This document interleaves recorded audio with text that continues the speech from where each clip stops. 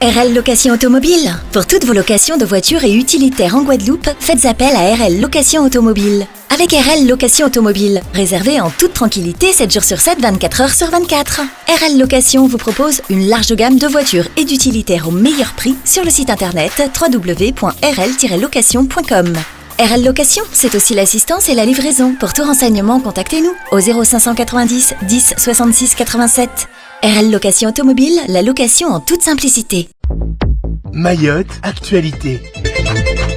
Pour l'édition du jour, nous parlerons de l'action contre les violences faites aux femmes, le référé Mayotte à soif jugé au tribunal, élection présidentielle malgache, situation sanitaire à Mayotte et nous finirons avec la crise de l'eau. Mais tout d'abord, à la une de ce journal, la lutte contre les violences faites aux femmes, la Croix-Rouge se mobilise. Vendredi 24 novembre 2023 était organisée une matinée de sensibilisation au siège de la Croix-Rouge à Passamainty dans le cadre de la journée de lutte contre les violences faites aux femmes. Et pour cette deuxième édition, la Croix-Rouge a choisi de mettre en avant les violences que subissent les personnes en situation de handicap, d'errance ainsi que les personnes âgées. Kadhafi Atoumani, directeur territorial de la Croix-Rouge, explique que, je cite, « Nous avons voulu ajouter des thématiques supplémentaires. Ça me semblait important cette année que l'on mette l'accent aussi sur ces personnes-là. » Fin de citation. Présente lors de cette matinée avec son livre intitulé « Mi vida, mon combat » qui retrace son parcours depuis les Comores jusqu'à Mayotte, l'autrice Soyerta Atoumani a expliqué que ce livre, c'est pour, je cite, « prouver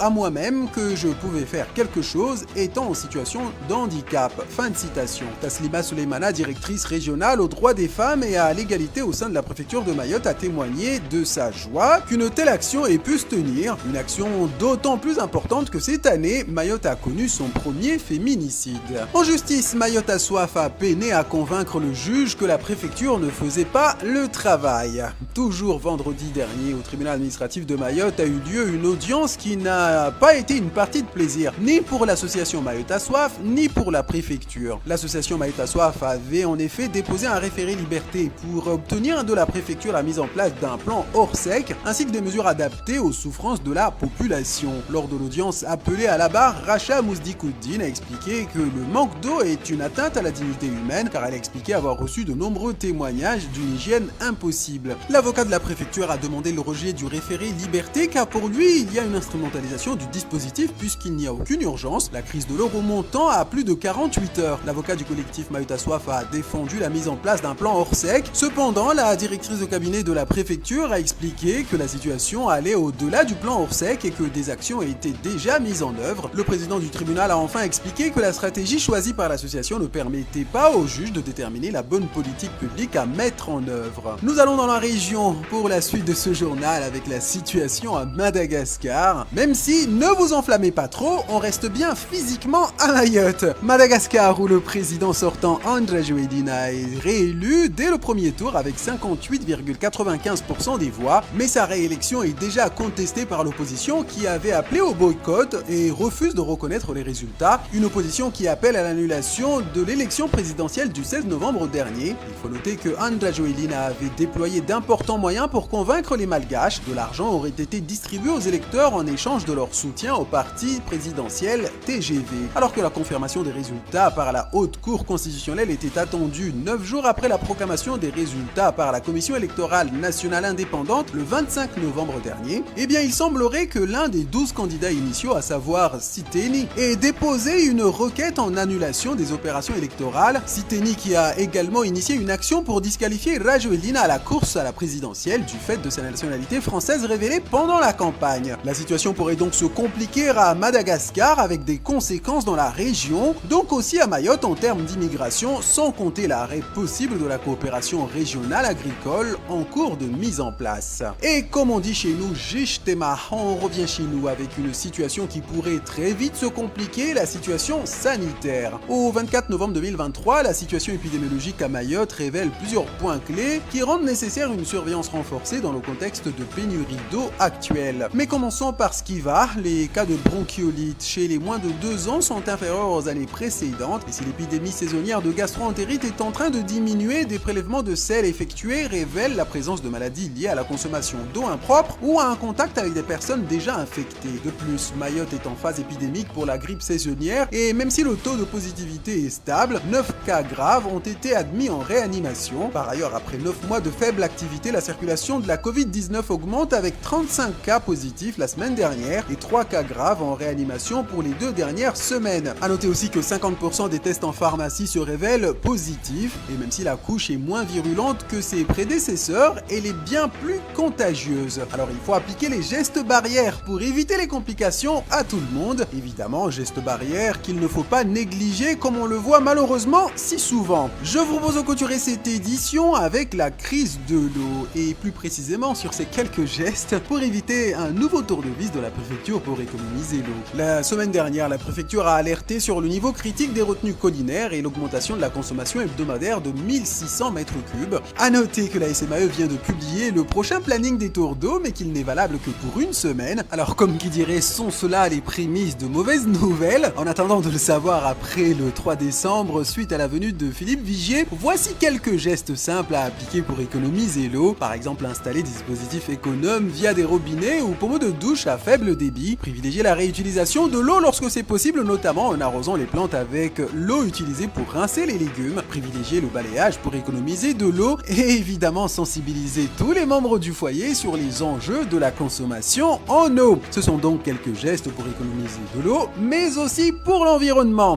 Cette biodiversité magique de Mayotte, le photographe l'a appelée la bébête. Et le photographe, c'est Fatiou. Alors, c'est quoi cette bébête? Oui, il me semble que c'est la cigale locale que l'on trouve surtout dans la forêt là-bas, oui. Essentiellement. Il y en a quand même pas mal du côté de Mtsangamouji Compagnie. Parce qu'en plus, c'est très humide. Oui, voilà. Et donc, voilà. Et puis, cette saison-là, c'est un peu la folie en ce moment. Enfin, il y en a certainement c'est Jurassic Park, qui sont plus qualifiés pour en parler que moi, mais bon.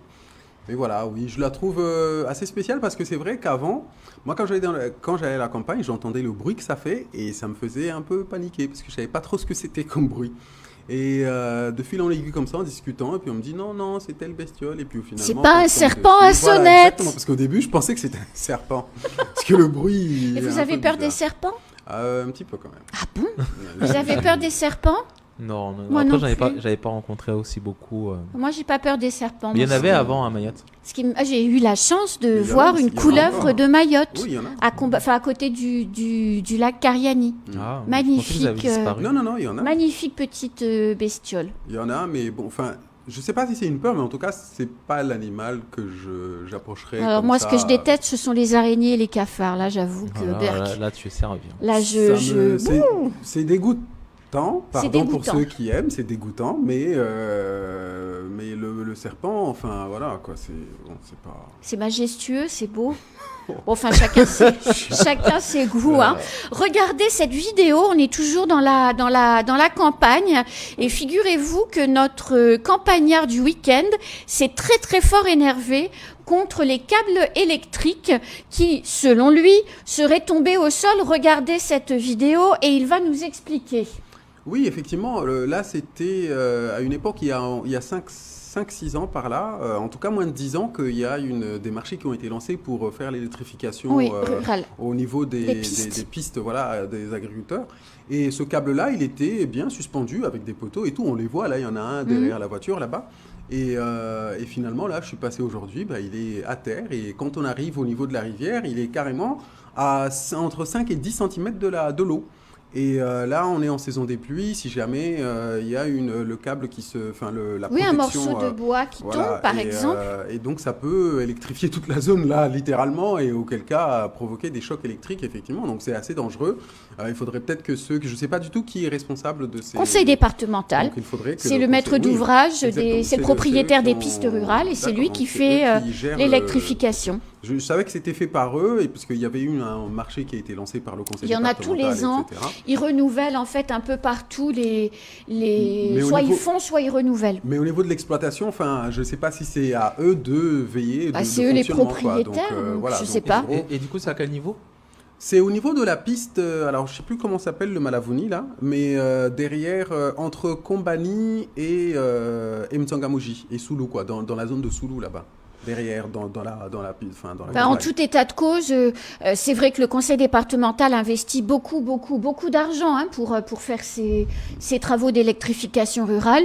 EDM ne pose plus de câbles en hauteur, il les enterre. Ouais. Alors peut-être qu'effectivement, il serait utile de conseiller au conseil départemental d'enterrer aussi les câbles, ce qui rallongerait la durée de vie des installations. Et d'autant que dans cette zone-là, et ce serait d'ailleurs, oui, vous ne comptez pas si bien dire, parce que dans cette zone-là, ce serait quand même beaucoup plus intelligent, puisque là-bas, étant limite en forêt, il peut y avoir des chutes d'arbres, etc., qui vont, et d'ailleurs, j'en ai déjà vu, moi, un arbre qui est tombé sur un câble, et forcément, donc, ça génère beaucoup de problèmes d'entretien. Donc, regardez cette autre vidéo qui a été réalisée cette fois par un internaute du côté du nord, à Bouyouni. Regardez, moi je trouve ça merveilleux. Alors déjà, il roule très vite, mais bon, ça après c'est juste une appréciation.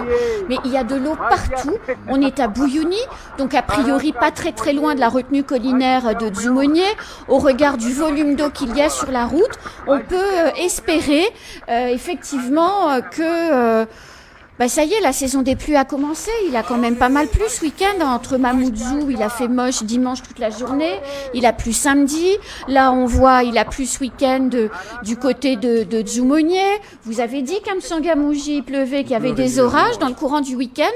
Ça y est, c'est parti. On est fin novembre. Ouais, là c'est Dzoumogné. Oui, effectivement. Enfin, espérons que ce soit parti. Que ça dure. Ouais, espérons que ça dure surtout. Parce qu'il a plu quand même, c'était un week-end de saison des pluies quand même. Oui. Christophe, qu'en pensez-vous ? Oui, tout à fait. Après moi, ce que je trouve frappant, c'est ce qui arrive vraiment chaque année, c'est voir toute l'eau qui est sur la route et que c'est de l'eau qu'on pourrait... qui est gâchée. Qui est tout simplement gâchée. Donc... moi, je rêve qu'un jour, qu'on puisse avoir un plan, en tout cas pour récupérer un plan global pour tout le département, pour récupérer la gestion un des maximum eaux pluviales, des eaux pluviales pour qu'on puisse vraiment le réutiliser. Parce que ça, c'est vraiment du gâchis. Hein. On en parle ici régulièrement et malheureusement, pendant que nous sommes là, nous en parlons sur le plateau. Les autorités qui devraient justement réfléchir à ces questions-là n'en parlent absolument pas. Pour eux, c'est même pas un sujet, donc ils sont même pas là-dessus. Pendant que je rappelle que du côté, à 1500 km d'ici, du côté de la Réunion, ils sont à fond dans un espèce d'écosystème qui fonctionne, autonome, indépendant, en mettant en valeur les énergies renouvelables et tout. Ils sont en train de profiter de leur chute d'eau, du soleil. Pardon ? Si on est dans les années 90, on prend l'eau de la pluie, il faut la rajouter à la mer. Et puis, ils sont en train de mettre à profit tous ces éléments naturels. Là, ils sont en train ils ont fait les explorations pour la géothermie, ce qui se fait beaucoup dans les pays nordiques. Mais même en Île-de-France. Voilà, la géothermie. Partout. Alors que ici, nous sommes aussi sur une île volcanique. Il pourrait y avoir des recherches là-dessus. On a un volcan qui est apparu il y a quelques années. Le conseil départemental avait mené, je crois, il y a quelques temps, des études là-dessus qui n'avaient pas été concluantes en termes de géothermie. Effectivement, parce qu'il y avait les gaz là qui remontaient, je ne sais plus où, là, du côté de la petite terre. Et puis il y a donc la géothermie, il y a le vent, il y a les vagues aussi. Il y a la force marémotrice. Voilà. Et donc il y a tout ça qu'on pourrait faire. On n'a pas surtout, il y a des études qui ont été lancées, on ne connaît pas les résultats. C'est toujours un peu ça qui est dommage, parce que du coup, comme on ne connaît pas les résultats, on est toujours en train de se dire comme vous le faites là, et c'est fort logique.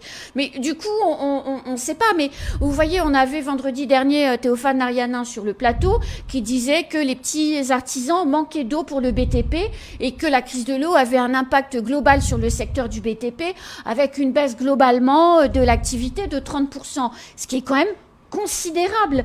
Si toute cette eau pluviale était récupérée, par exemple, et mise au service du BTP et notamment des artisans qui n'ont pas la possibilité d'avoir des grands bassins comme Colas, comme Vinci ou comme IBS, peut-être qu'on ne perdrait pas de chiffre d'affaires et d'activité économique en fin de saison sèche. Mais c'est normal que ça ne se fasse pas et que ce soit des réflexions qui soient sans lendemain. Pourquoi ? Parce que je l'ai toujours dit ici.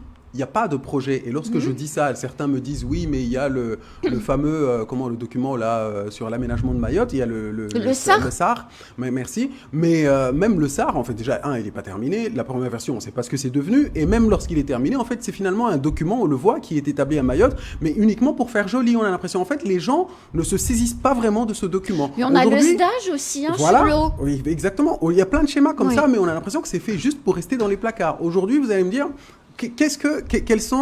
par quoi est tenu le président du conseil départemental, qui, je le rappelle quand même, normalement, il devrait avoir une continuité entre lui et Ibrahim Ramadani, parce qu'il est issu en fait de cette majorité-là. Bien sûr. Et malheureusement, et il a assumé d'ailleurs dès qu'il a pris, il a dit que et malheureusement aujourd'hui, en fait, personne n'est capable de dire exactement dans quelle direction il va. Oui. Personne. Donc en gros, il n'y a pas de projet. Les élus ne sont pas tenus de suivre un canevas normalement directeur. Et c'est bien dommage. Et c'est ça qui est dommage. Mais c'est aussi je pense qu'il y a cette question de projet, en tout cas, qui est qui existe. Je vois ça d'une manière différente. Je pense qu'il y a des projets qui existent, mais il n'y a pas les suivis qui vont après, tout simplement. Comme vous le dites, il y a cette idée-là. Cette idée-là, on fait des études pour savoir comment y arriver, et ça s'arrête à là. Alors que derrière, je pense que le gros souci, c'est aussi aller chercher les financements, en tout cas vous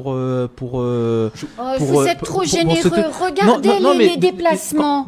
Quand je regardais, par exemple, ce matin, je lisais le GIR, où je voyais la plaine des palmistes à La Réunion, où j'étais vraiment étonné sur une question avec des fonds européens. Il y a la mairie qui a sorti une piscine chauffée, une médiathèque, 3 ponts et un stade refait à neuf en l'espace de 3 ans. Et je vois que ça a été en partie financé par les fonds européens. On voit, nous, à Mayotte, on a cette difficulté à pouvoir financer, en tout cas, les projets. Alors qu'il y a des projets qui sont là, il y a des idées qui émergent, mais ça va jamais jusque. Oui, mais il est où le problème? Regardez, Christophe, on a parlé, et Fatiou, on a parlé il y a 2 ans maintenant, 1 an, ça devait commencer le 1er janvier, soi-disant.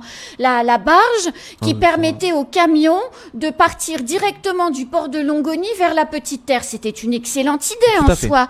On est à la fin de l'année 2023. La navette devait commencer en début d'année. On n'a même pas encore eu le test. ONews Radio, toute l'actualité nationale et des Outre-mer.